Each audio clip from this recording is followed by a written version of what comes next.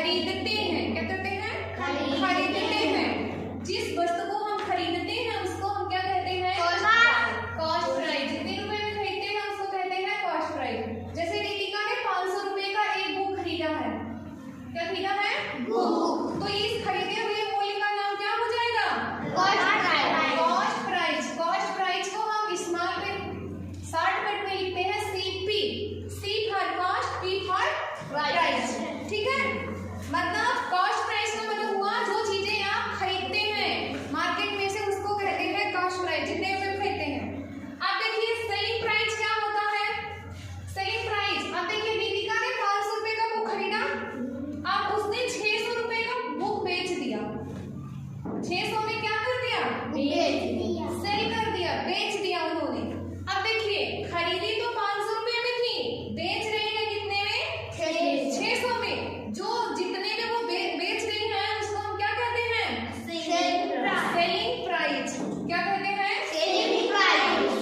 तो selling price को हम शॉर्ट फॉर्म में लिखते हैं एसपी। क्या लिखते हैं? एसपी।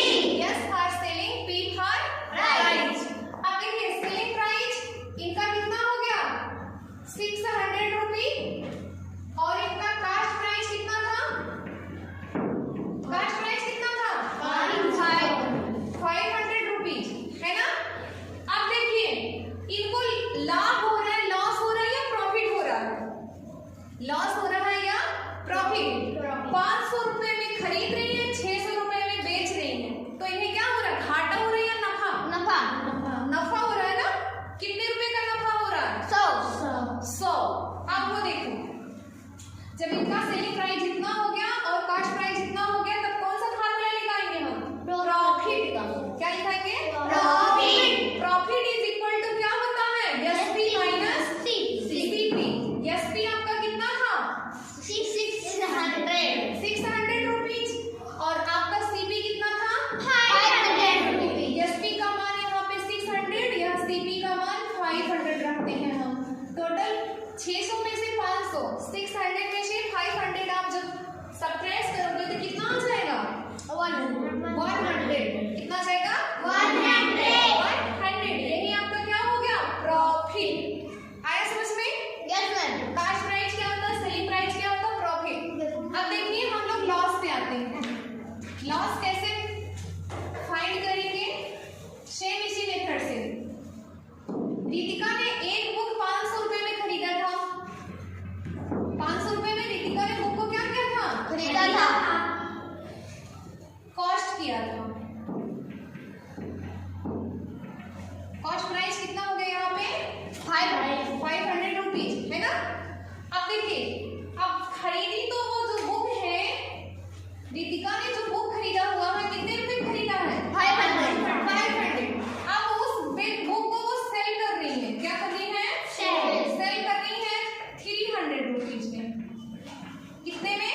300 रुपीज में। तो इनका सेलिंग प्राइस क्या हो गया? 300 रुपीज। अब इसको समझिए आप लोग। जैसे रितिका ने बुक को 500 रुपए में खरीदा और 300 में बेचा। मतलब मान लो हमसे रितिका ने 500 का बुक खरीदा, हमसे 500 रुपए का खरीद के रितिका ने दिशा को 300 में बेच दिया। अब बताओ रितिका को कितने रुपए का फायदा हुआ है या नुकसान हुआ? 200 का नुकसान। 200 रुपए का क्या हुआ है? नुकसान ना, लॉस हुआ है कि मतलब इनका तो 200 रुपए लॉस हो गया। अब उसको फाइंड कैसे करेंगे? यहाँ पे आपको बताया गया लॉस इज इक्वल टू क्या होता है? CP minus SP. अब सीपी देखिए रितिका का सीपी का मतलब कास्ट प्राइस, वो ली कितने में थी? 500। यहाँ 500 रख देंगे सीपी के स्थान पे, माइनस सेलिंग प्राइस, वो सेल कर रही है कितने में? 300 रुपीज में दिशा को सेल कर रही है। अब देखिए 500 में से 300 को आप सबट्रैक्ट करेंगे तो आपका 200 रुपीज, है ना? तो ये लॉस हुआ।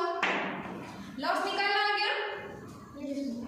अब देखिए नेक्स्ट, अभी इसको नोट मत करिए, अभी मैं आपको अदर क्वेश्चंस दूंगी, आप उसको कीजिएगा, ओके?